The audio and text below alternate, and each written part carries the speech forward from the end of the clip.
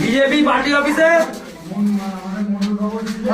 সভাপতি গুলো খাচ্ছে আর এরা মদ খাচ্ছে।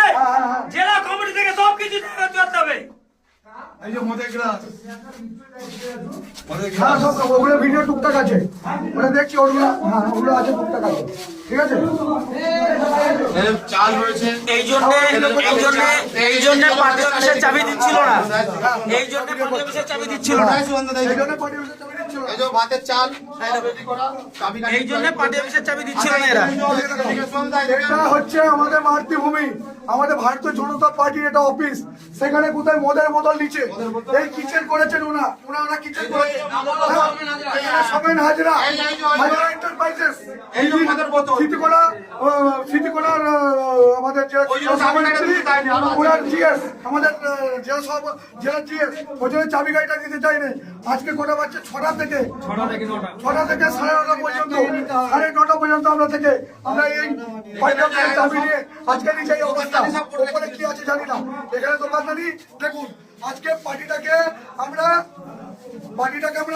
মা বাবার থেকে বেশি ভালোবাসি।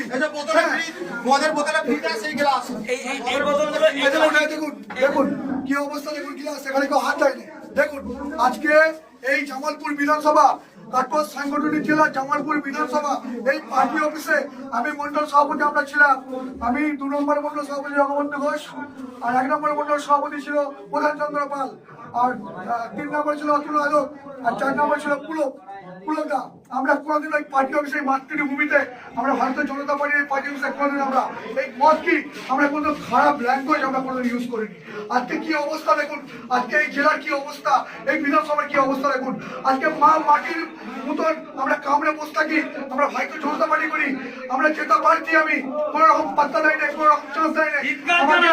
আমাকে এদিক ওদিক করে কি সরিয়ে রেখেছিল এই জেলা সভানেত্রী এবং এই জেলা জিএস সোমেন হাজরা।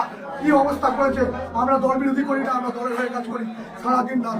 তাহলে কি আপনারা বলতে চাইছেন যে জেলার যে জিএস আছে সে তাহলে মাতাল এবং অসামাজিক কিছু কাজকর্ম করে? পার্টি অফিসে যেহেতু মদের বোতল থাকতে পারে, সে মাতাল অসামাজিক অনেক কিছু করতে পারে।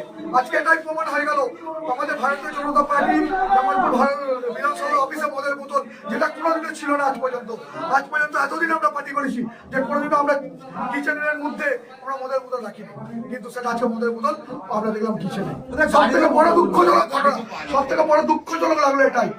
দেখুন আপনারা জামালপুরে লড়াই দিচ্ছেন বিধানসভাতে, আপনাদের মুখের দিকে তাকিয়ে প্রচুর সাধারণ কর্মী আপনাদের সঙ্গে রয়েছে, তাহলে তাদের কাছে কি বার্তা যাবে? তাদের কাছে খুব বাজে জঘন্যতম বার্তা যাবে, তাদের কাছে সব থেকে জঘন্যতম বার্তা যাবে। আজকে কি অবস্থা হচ্ছে জামালপুর বিধানসভা অফিসে, আমাদের ভারতীয় জনতা পার্টির অফিসে সব থেকে ঘেন্না জঘন্যতম, সব থেকে ঘেন্না হ্যাঁ আমাদের লজ্জাজনক